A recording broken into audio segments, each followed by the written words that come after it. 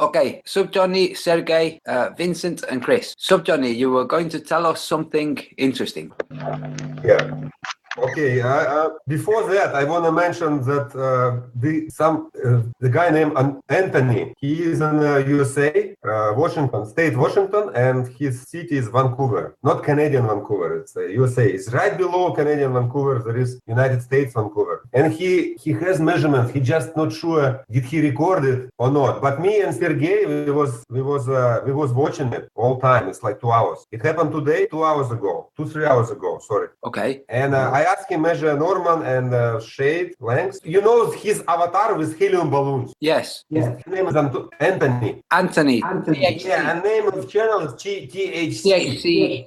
Yeah. So he has his measurements. He just don't know how to use Hangouts, how to upload video on YouTube. I said it should be automatic. Your video should be live automatic. This is what I told him, but he's not sure. So because apparently it was his first day of sun today for the last week. So okay, go ahead. So I want to ask you, do you have his details that you can pass him the link to the Hangout if he wants to come to the Hangout? Vincent, can you give him a link like you gave it to me? Do you have his data? Do you have his account? From Mr. THE? Yeah. THC, heals, everything. One moment. But Sergey, Yevgeny. Yeah. You were going to tell us something about your son, I think. Okay, no. I'm going to tell like a nail in a coffin of globe heads, right? Maybe you know about this, but maybe not people know about it. So if we stay here longer, I'm going to ask Vincent to share some links on YouTube videos, very interesting links. One of them, how someone fill up the sun. Maybe you saw this, like a sun flares going like this, you know? Did you see that video? I don't know which one. Okay. Let's say if you fuel in your car and your nozzle get out, so because it's under pressure, it's gonna do this on asphalt, right? You know what I mean? When you drop the garden hose on the floor and it's a high pressure water inside, you imagine hose gonna be like this, right? Yes. So someone filming the same stuff of a sun, but instead of water, it was a sun flare going like this. When I saw it, the first thought come in my mind was like, it looks like somebody dropped garden hose, but instead of water, it's anyway. Later on, I asked Vincent to share that link. But what about nail in this coffin, in the globe head coffins? When people said, okay, you cannot say plane because plane moving, planes moving with the air masses around the globe. What they say, right? When they said, no, you cannot land on something. If Earth move, your plane would be crashed. This is what they say. And they say, no, plane move with the air mass, right? Yes. But do you know Foucault pendulum clock? Yes. You know this? The Foucault pendulum. Yeah. So according to them, plane move with the air mass, but Foucault pendulum not moving with air mass. This is a nail. Yes. This is a nail on a globe head coffin. Yes. How they explain this, right? Yes. You probably know about it, but I just want to mention some people doesn't know about it. Yeah, it's a good point. Yeah. So this is what I want to bring. Okay. Now, my main thoughts. Have you done any more sun tracking since we did the sun tracking? Like me personally, I don't receive any data from my parents. Last time I called my father, he said it was like a week of rain or something, or like he doesn't hear any sun. Right. But on a good point, I talked to 3 more guys from Russia, my friends, 2 of my classmates, or 1 classmate, and 2 more people I went to university with. And they live different locations. So one of it is Khabarovsk. If you look at the far east of a map of Russia, you'll see Khabarovsk. Below it is Vladivostok and the Kamchatka Peninsula. You know, it's like a horse tail, right? Yes. And the Kamchatka, I have a friend, I know him since I was 10 years old. And he promised me he will participate. Because I asked them now, before this time happened. So they have time. I said, it will be end of June, so make yourself prepared. I give you 2 months in advance. Because you see what happened if I tell them 1 week before? They tell, no, don't have time. No. And you go there, you know. So I give them 2 months, so they cannot tell me they cannot do it.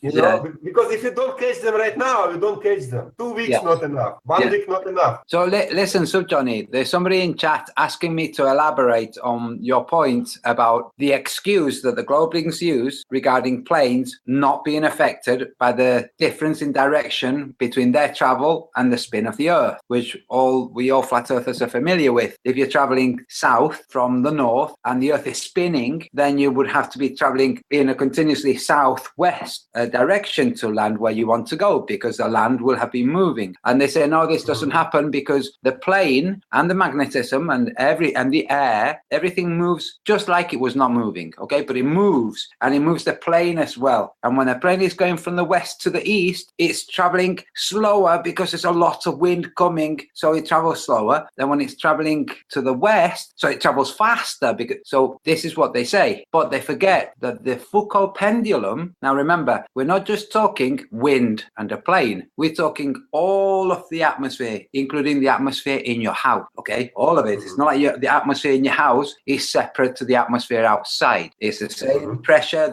and it's moving in the same direction. It's not all against one wall in your house. So this is the same inside a cathedral, or inside a museum, or inside a science foundation with a big pendulum. And they say the pendulum swings independent of the atmospheric movement, which is what they excuse. The atmospheric movement they use to excuse the lack of effect on a plane, but is, on the other hand, what they claim is what causes the altering swing in the Foucault pendulum. We don't know how, we don't mean that how much it swings. That's inertia. That's a different thing. Kinetic energy slowing down because of pressure. We're talking about them saying that it swings, and the swing changes direction because of the movement of the Earth. Well, yeah, because Earth moves under Foucault pendulum clock, right? Yes. So basically, what they want to say, it's always swing same direction, right? It's always swing this, but a globe rotating under the swing. Yes. So when the evidence of a pendulum clock, Foucault clock, we don't see. We see it moving this way, right? Yes. I mean, we see swing changes, but basically, what they say, it's not swing changes. It's a globe moving under swing. Yes. Right? Yes. And don't forget, plane don't attach to anything. It don't bond it with the Earth at all. But Foucault clock, it's attached to ground, and because the pivot point, right? It's attached to something physically. Yes. So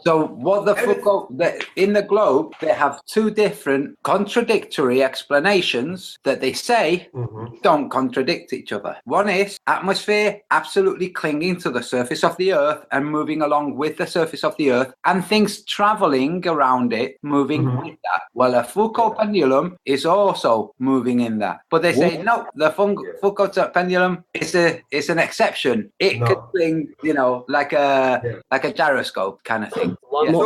One more point, please, if I can interrupt for a second, please, about the Foucault pendulum. This would be understandable if the Foucault pendulum would be installed in exactly the North Pole. Then we would see this really movement or motion of this changing around the circle of these 10 swings. But they are installed in the different points of the world, and that is really not matching the what we have to see in accordance with the heliocentric model. Yes, so this is one of the errors with the whole theory of the Foucault pendulum, which, remember, it's supposed to be a demonstration of parts of the theory, but the theory itself is broken. The Foucault pendulum swings and it turns as it swings, and it does turn as it swings. It doesn't mean that it's just that it's swinging past a magnet that, by virtue of being a magnet, has its own energy, and this causes a deviation, or how the pivot point has been engineered. It swings and it changes direction. The stars change direction too, and they're not hanging from a pendulum. So yeah, things change direction. Is it because the Earth is turning? No, and that's it. It's simple. And like Sergei said, if it was demonstrating that the Earth is turning, then it would only work if it was on the axial point, so the very north or the very south of the globe. Anywhere other than that doesn't actually have a turn. The Earth doesn't turn in a circle depending on where you are on the globe. Oh, I don't have my globe. In the north, you have a circle going moving like this. But any latitude, you don't. You have this happening. And that's not a circle. You don't have this happening, which is what the actual Foucault pendulum shows, because there isn't a single one in the North or the South Pole. All of them are on a latitude mark that's not 0 and on not 90. And all of them do this. Well, how is this happening where the line that they're at is actually moving like this? What's going on that's causing this turn? Yes, they can't explain it. So Foucault pendulum. So Sergey and Subjohnny, tell me about the sun. What's going on with the sun where you are? We were actually watching the solar noon readings of Anthony in Vancouver, USA, Vancouver, Washington, USA, and there were some strange readings. I think Subjohnny would tell that a little bit clearer than myself. Okay. So he has almost straight line, but I only found one problem with his graph. He has lots of dots in one spot. You know, like a noon froze up, right? When you measure every 5 minutes and you dot on dot, so it doesn't move, right? Tip doesn't move. But when he has this happening, his shadow actually was longer. It should be a shorter shadow, right? When sun froze up in a solar noon, it's kind of sun frozen up. And when you measure every 5 minutes, you hit in dot on dot, almost no distance. And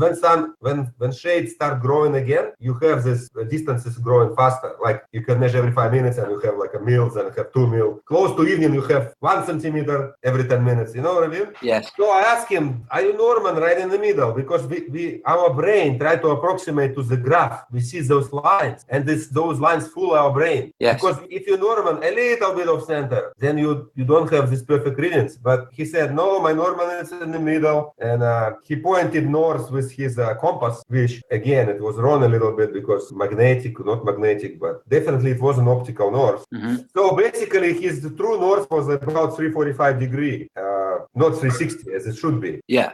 Even you can see those dots. Let me just draw quickly. You know, when you see stuff like that, after all reading done, you can basically, your brain approximate where is the shortest shadow, where is that middle. Using those H dots and draw a line from them, you can see where is the short shadow approximately should be, right? Yes. So all I want to say from his readings today, so let me just draw. So he has something like that. I mean, roughly like that. He has this lots of points which doesn't move very fast, not in the middle, not in where shortest shadow should be, kind of off this way, you know? Okay. Which is very strange. Yeah, I'm hearing what you're saying. Yeah, those dots supposed to be in this area where I circle, see? Yeah, right? yeah. Like where is the shortest shadow, sun kind of frozen up because angle is 0 degree and sun approach to this angle and stay a little bit and move away. And this is how we have this dot on dot stuff. Yeah, this plateau. We're calling it a plateau. Plateau. Yeah. But he has the plateau off center. Yeah, off center.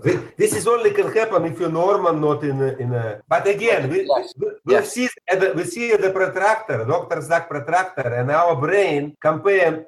Our brain sees these dots, and at the same time, our brain sees those lines. You know, if he would draw it on a piece of paper, just a plain piece of paper, we wouldn't see it. We wouldn't be fooled by those lines because we try to approximate our picture to those lines. You know, and this is what happened. If you remove those lines, let's say if you make measurements on plain piece of paper, maybe reading would be legit, right? Yeah, but I don't know because, well, really what he needs to do is have a completely vertical gnomon. This is what he has to do. He has to make sure that the gnomon is vertical and that the wood or the surface that it's on is level. Because if it's vertical, but the surface is not level, then it is not vertical, you know, even if it's a right angles to the surface. No, he showed his level. He said everything is fine. I don't know. Maybe it's difficult to see. It sounds like an aberration of some kind. But I want him to come on to explain it, if he will come.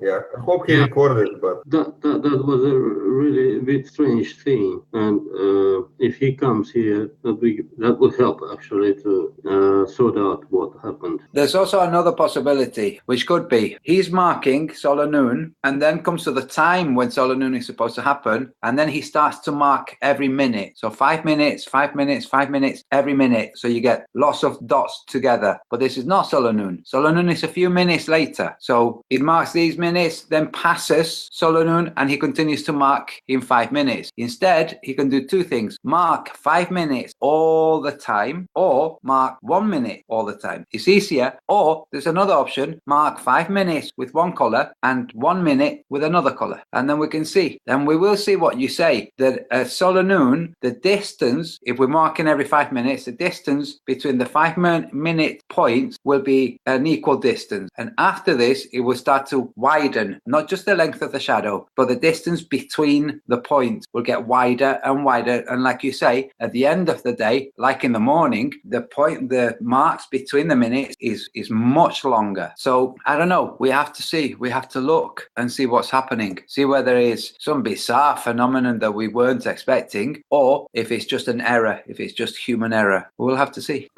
Excuse me. I just saw a message from Anthony, and he said his phone is frozen because of the heat. Oh, okay. Yeah.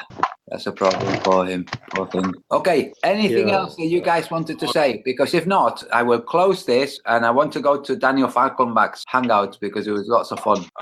If I can just remark about the planes, John mentioned the planes going in the air. Just want to say that the planes, the design of them is not for the continuous nose down. The design of them is just for a flat flight, and even when they are landing, they are landing smoothly horizontal. This is what I was trying to say. That is it. Hello? Yeah, I can hear you. Sorry, Sergey. Everybody's busy at this moment, but there is a live stream at the moment on his channel, Antonio, from Mr. THE. Anthony, you're muted. Sorry, there's a live stream on Anthony's channel. Yeah, I saw Karen said in the chat, what's the live stream on his channel right now? So one moment, I will catch the link. Yeah, will you just show it here? Yeah, one moment. Cool. So did you hear about the planes, what I've said? Yes, they're not designed to be traveling over a curvature. They're designed to be traveling level and straight. Exactly. Yes, and the same with submarines. And the same as with the ship, we have sewage water lines. We have to admit that these sewage water lines in the huge cities just don't match with globe Earth. They don't. I don't even question the globe or flat because it's obvious. Since you know something, how you can unlearn it, right? Yeah. And you know it's true. That's right. It's not only that you know it's true, you can go and check it. You can go and check, you know. I've done this. You can go and walk to a mountain. Everybody has a nearest mountain. It might be 50 miles or 100 miles, wherever. Go to the nearest mountain and climb to the top. And when you're in the top, we're not talking Everest, you know, but it would happen in Everest anyway. Go to a nearest mountain and go to the top of the mountain and just look to the horizon. And you will see that it is at eye level. It's not lower. It's not a little lower. Especially sea line. Sea line looks like even above horizon, you know. This is what amazed me. If you climb any mountain and you see a seashore, your brain thinking, oh, no, it should be lower. Why so high? You know? Yes, because you see amazing. I was small. Yeah. You see a big portion, like there's a place in Spain called Cabo de Gata in Almeria. And this place, Sergey, you have to switch your vibrate off because you're going to make Chris and Vincent deaf.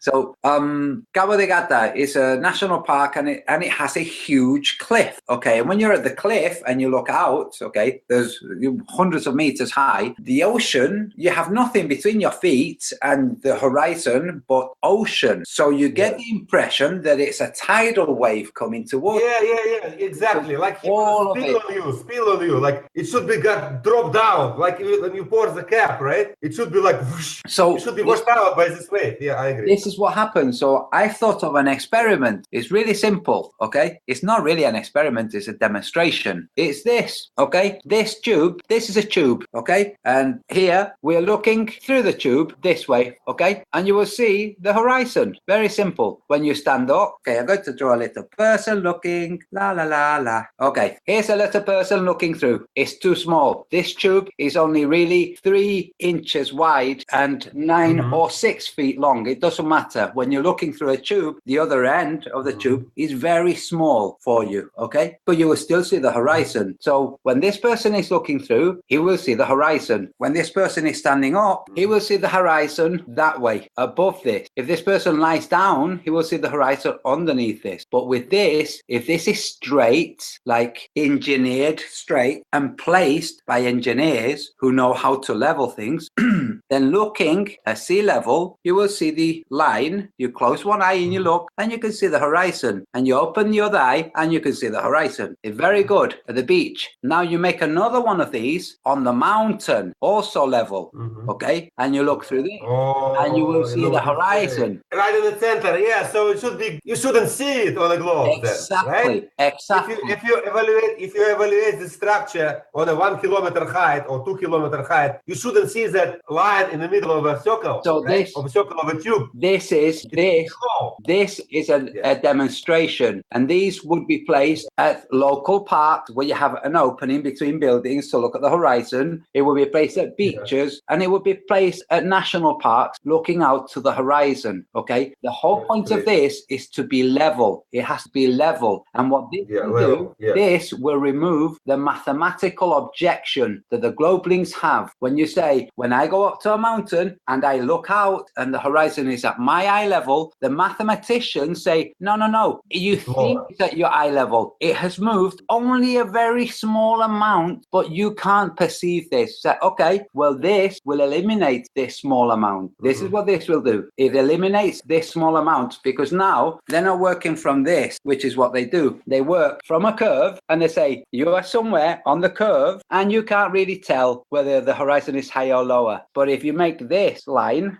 which is a straight line, which is this, there is no horizon. You don't see horizon. But with this, you will see the horizon, because the earth is freaking flat. Yeah, but they said, its diameter is so big. This is what's the excuse. It doesn't matter. With this, it doesn't matter how big they say it is. All that matters is that this tube is not short. It has to be long, not short. And this is all. Yeah, one more point, Antonio, if you can let me say that. I just want to say that,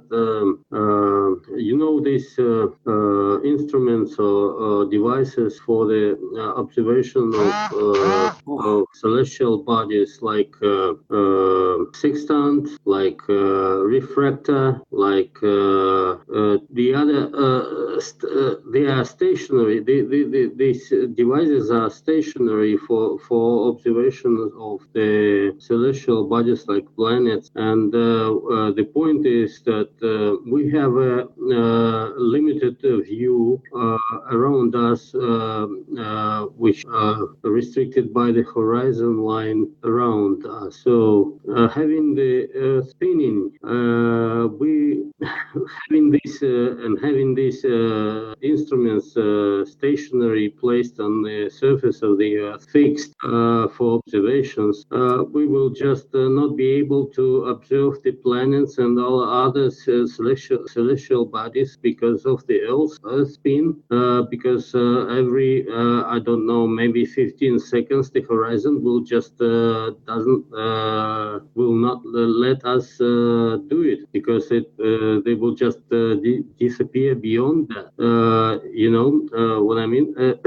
Yes, look, let me show you with this. Here is the Earth, and here's a telescope looking at a star that falls inside of this area, okay? This is the focal, the scope, the width of what the telescope can view. And somewhere is a star. Somewhere there's a star. But this is turning, okay? And especially around the equator and the tropics, it turns faster. So if the star's here, it would take a number of minutes for that telescope to lose it. But if this is light years away, now you have a different problem. The best way to describe this is this. Here is a lighthouse, okay? This is a lighthouse, and a ship out in the ocean has this. The lighthouse has a beam of light that goes around the lighthouse. When the ship is close to the lighthouse, all that they see in the ocean is a light.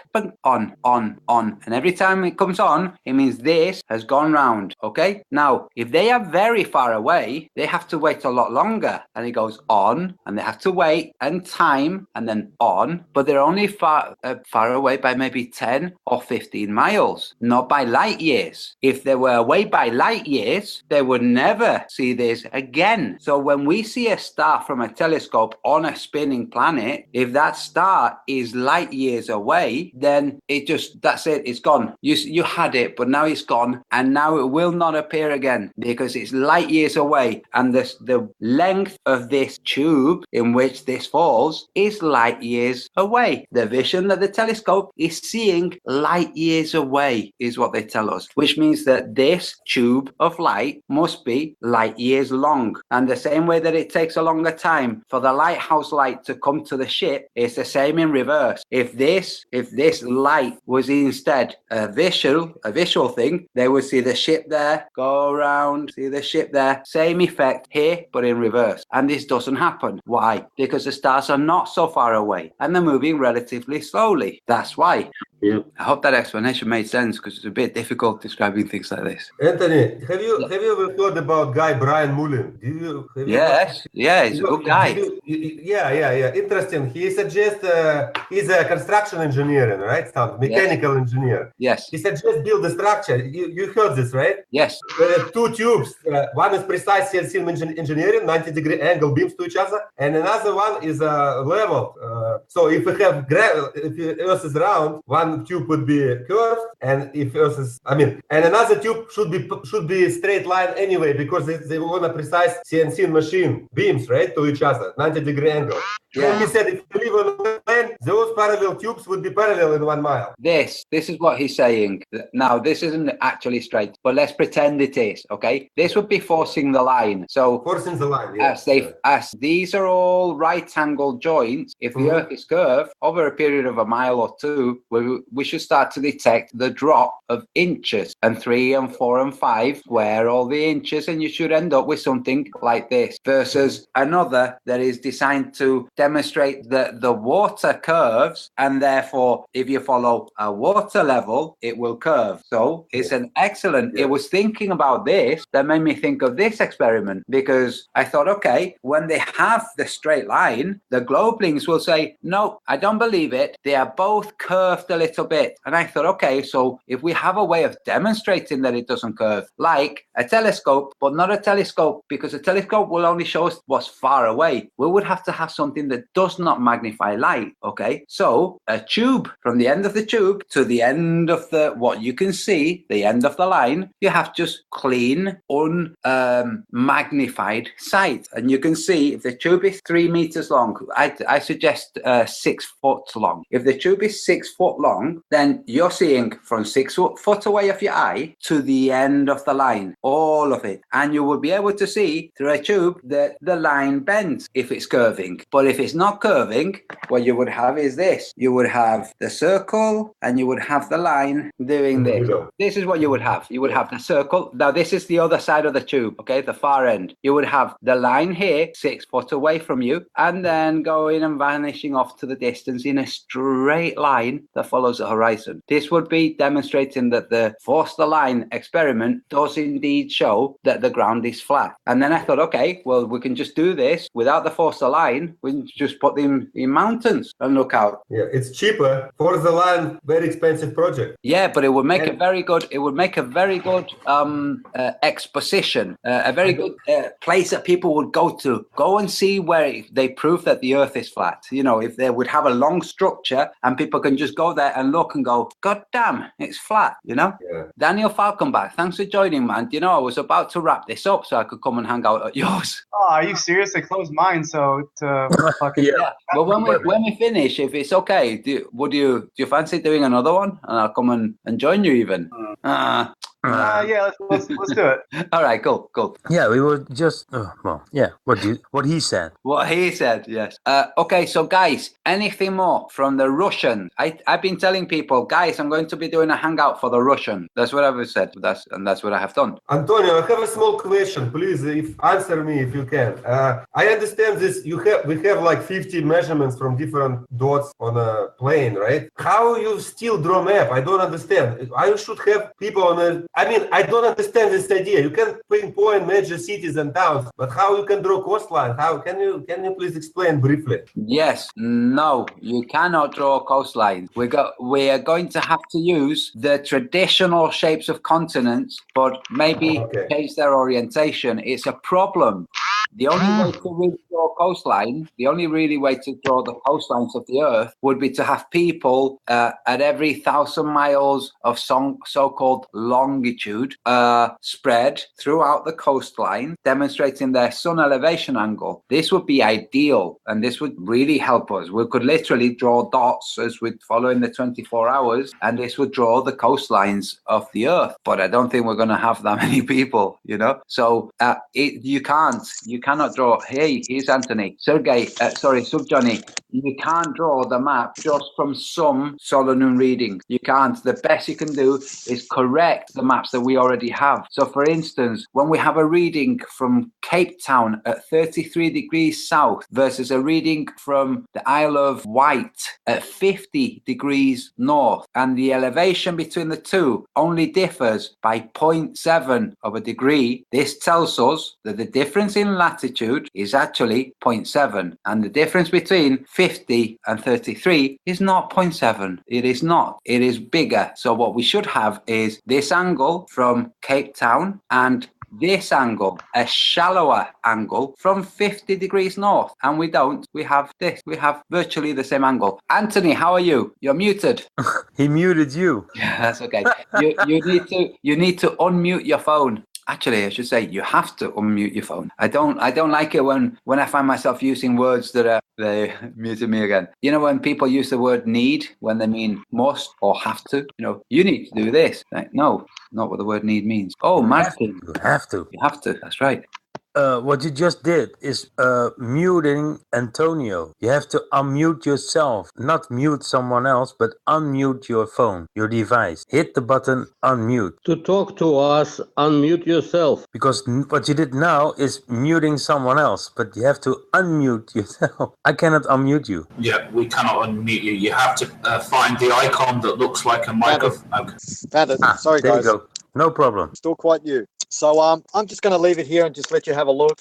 You know, pictures 1,000 words. I don't know if you can hear me or not. Yes, we hear you. Yeah, we can hear you. So so just pictures 1,000 words, guys. So if you need me to move this around a bit, the reason the compass is like that, I was speaking to a couple of gentlemen, one from Toronto, I think it was, and one from Russia, and the actual compass warped itself with the heat. I don't know if you can see that. So it did shift, but I did test it. I did test it in the morning 3 times, but it changed throughout the day. It just buckled, warped, and anyway. Yeah, it happens.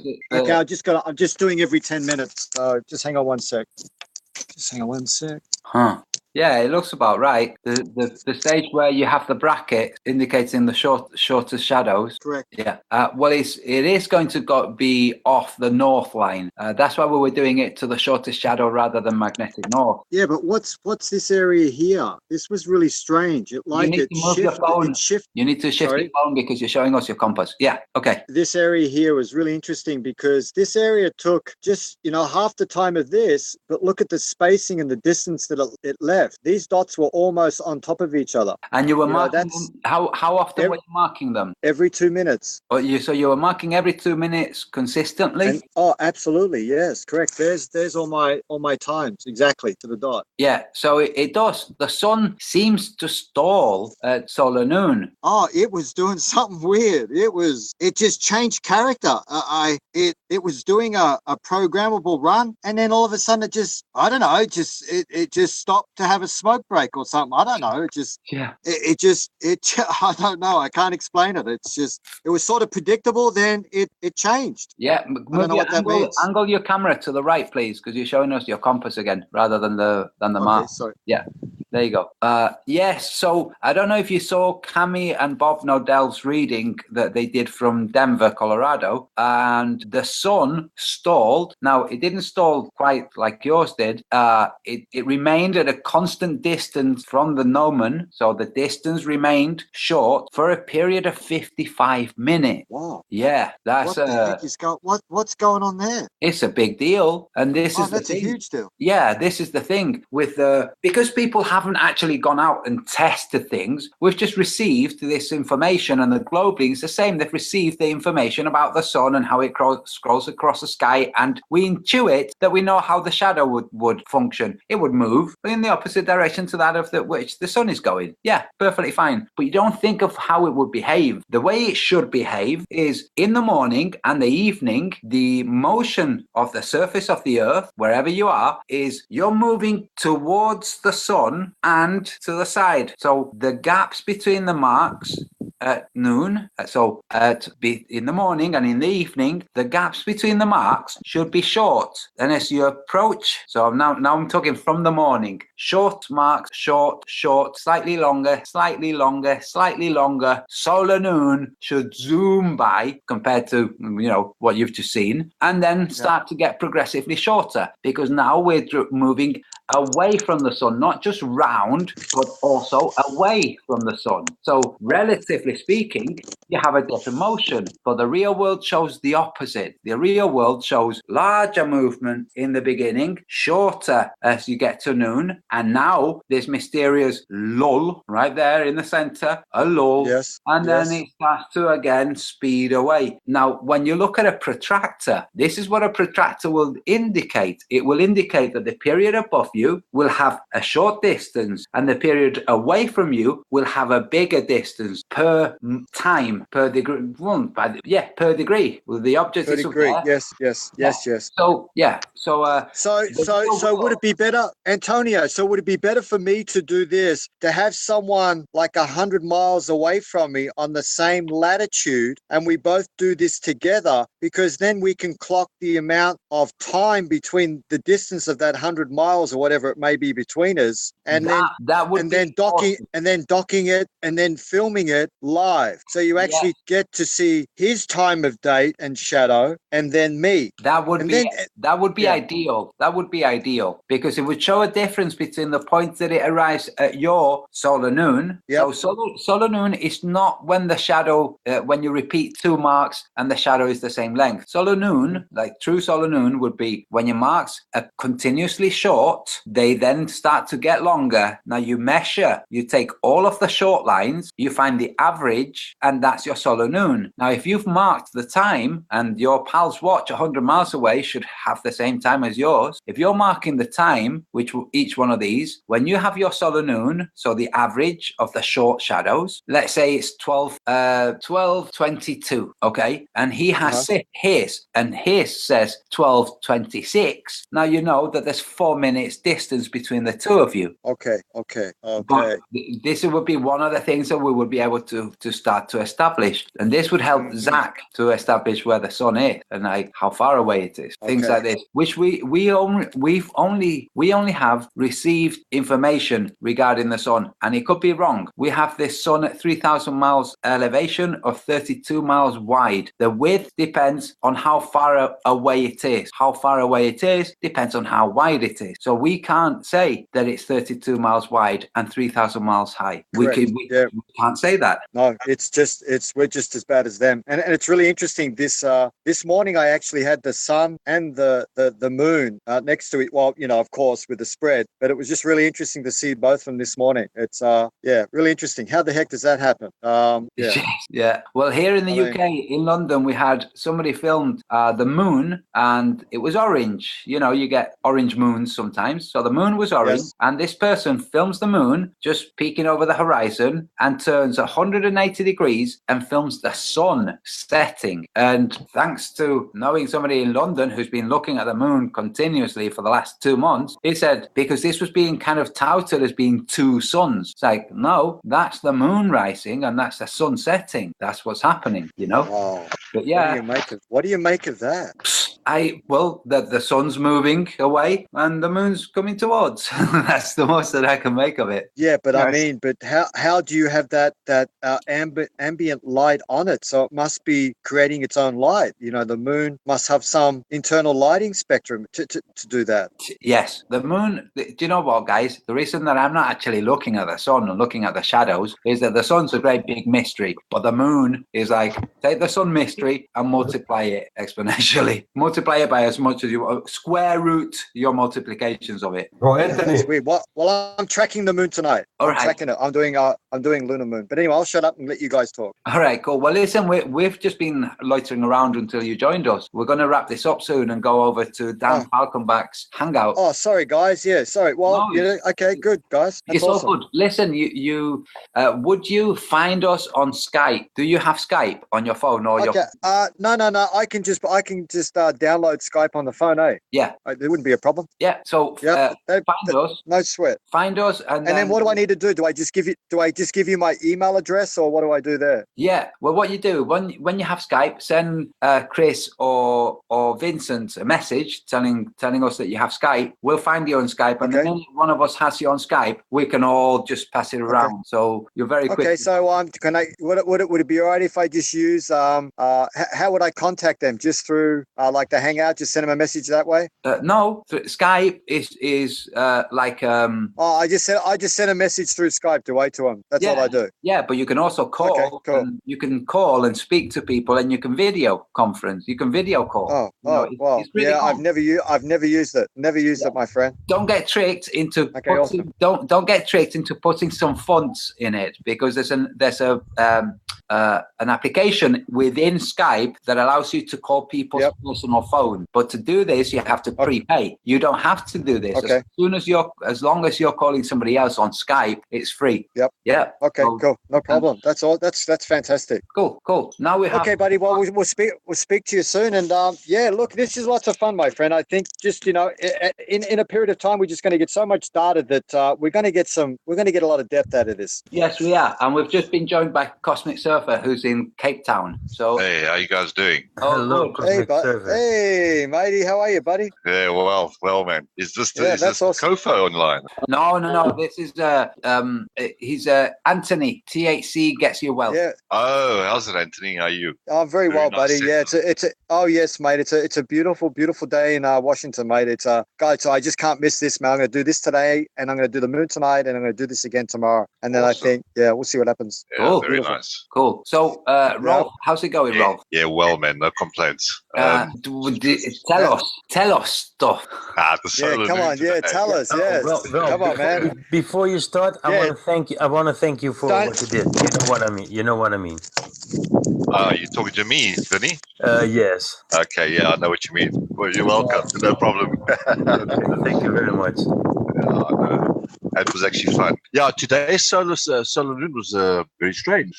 Different position, different length. I'm actually quite perplexed about it. What was the length of the shadow in Australia today? I don't know. He's in Vancouver. Okay, that's in Canada. Yeah, very different to me. So nobody did anything in Australia today, because mine seemed to be at around about 12:46. I think my solar noon was. But also a very gradual shadow today with one small dip. So it passed. It swung by your solar noon pretty quickly. Well, yeah. If you look at the time between the dots, it actually the approach and leaving is very fast. There's literally, if you take into consideration, there's about every 5 to 7 minutes that are marked, and there's about 2 to 3 millimeters between dots. So exactly the complete opposite that should happen on a globe. I know that we're doing this to try and plot out a map of some type, but it's also really kicking the ball, you know. Yeah, but it's also becoming more difficult to plot according to map position, because I mean, if it keeps shifting, where do we go? Because Yes. my solar noon was virtually on north. I placed everything in a similar position today, and my solar noon was about 15 millimeters away. Yes, this is one of the things I realized when looking at the data behind me, then thinking, okay, how am I going to put this on a map? I'm thinking, oh, hold on a second, it's shifting. If I place places according to where they are now, and I do another sun tracking at some other point, they're all going to appear to have shifted. But obviously, they can't be shifting. So either all the lands are shifting, which doesn't seem to be the case, or the readings from the sun are not quite as reliable as I first thought, in order to determine. So what I thought was, okay, June solstice, winter solstice, look at where places lie at that time, and then do the same as we're doing with the shadow, which is find the average between the two. So New Zealand will be on this side of the international date line, and on the other solstice will be on the other side of the international date line, and we can ascertain where the halfway point is between them. That's what I'm thinking. Yeah, where we're going to fall short is if we actually have a cycle which happens, which is a long cycle, and we don't live long enough to actually pick that cycle up. Because if there is a cycle which happens like the 26,000 year apparent cycle, if that happens, we will never actually catch it. You know what I mean? It's going to make life very difficult for us. Yes, but can you explain how that would reflect on the solstices? Well, if I don't know if it's going to reflect on the solstices, but leading to and going away from the solstice, the shift might be very different. Yes. So it could be like an upward sine wave towards one tropic, a downward sine wave towards the next, and so very different reading. Very different indeed. Yeah. It's a head scratcher for sure. No wonder the globe is the maps are wrong. I'm starting to feel a little bit of pity towards the map makers and the globelings that work on geography and geophysics, because they're lost. How do you do it? You can't get out there in space and just film the whole thing and then come and do a 3D printout of it. Yeah, that would be easy. Or send up a satellite with a scanning device on it. I mean, that would be the simplest way. That's it. Simple. Yeah, I mean, we could crowdfund it, but it's impossible. So. But now one way, but this would mean a lot of coordination, maybe perhaps for the future, would be for a bunch of higher altitude balloons to go up on a map and then cross-reference with each other, and then repeat this throughout, and make like a azimuthal map. Make a series of azimuthal maps that have a point of reference for each, like Airy suggested. Airy suggested a way of drawing, and it's pretty much that, a way of drawing out azimuthal projections with a minimum of error in terms of stretching, which means small circles. So each one being a small circle and having no central point in the north. So you're really drawing a sway like a donut, if you took a donut and you cut it in half, you've eliminated a large number of a large portion of the errors, and then you can correct by meshing all of them together and seeing where say the outside of the donut is an inch wide, for instance. I'm just using an inch, and then when you do another reading, that same point turns out to be only 3/4 of an inch. So then you can approximate a match between the two and draw out a whole map of the place. But it would need a lot of coordination. And maybe in the future, but I'm going to go by the solstices, arrive at an approximation of the two between the two, and put that out, and then see how that plays with the equinox. If they're correct, then the equinox should fall in a pretty timely fashion. That's what I'm assuming.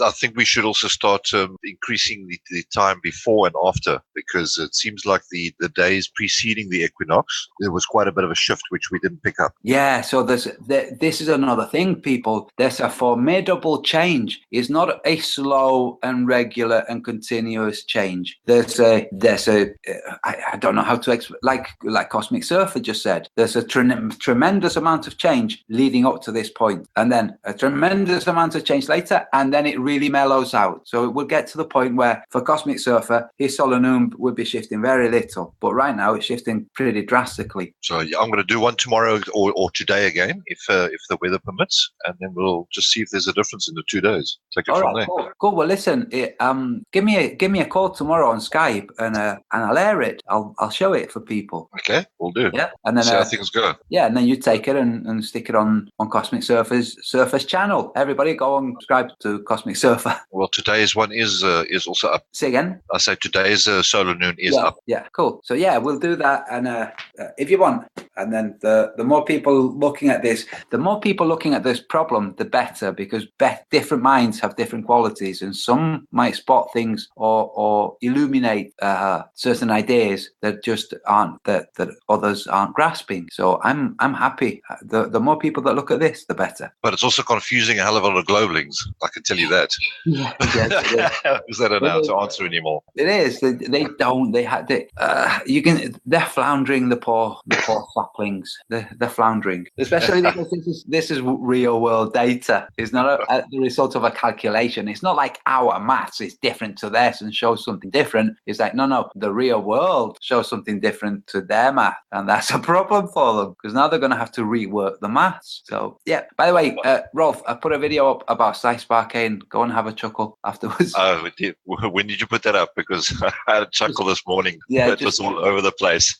Yeah, just earlier today. You might have seen it already. It was just earlier today. Listen, I'm going to close this down because Dan Falkenbach was hosting a hangout, and I came to do this, and I thought, oh, hey, Rolf might want to join because the Russians, our Russian pals, have something to share. So, and that's Sergey and Subjohnny. Subjohnny is gone. No, there he is. Subjohnny and Sergey, who are both. Well, one of them's in Canada, but he's Russian, and the other one is in Russia. And Subjohnny is arranging for somebody in the is it Kinshasa Peninsula? It's Kamchatka Peninsula. Yes. It's a city called Petropavlovsk-Kamchatsky. It's only one major city on this peninsula. Yeah, I convinced the guy join end of June. Cool. This is that tail that comes down towards the far east of Russia. Yeah. So that's really cool. Listen, guys, I'm going to wrap this up. Thank everybody for watching. I'm going to go and make a coffee, and hopefully I'll have a link from Daniel Falkenbach. I got him here. Yeah, and then we'll go and have fun there. Rolf, thank you very much for joining. Don't forget, give me a call tomorrow. I'll leave my computer open. If I'm not awake, I'll wake up to you calling, and we'll do something. Okay, awesome. Thanks, guys. Enjoy. Cool. Be good. Thank you. All right. Cheers. Bye. Right. Bye, all. Sergey, Subjohnny, Daniel, Chris, and of course Vincent. Ciao, everyone. Bye. See you. Later.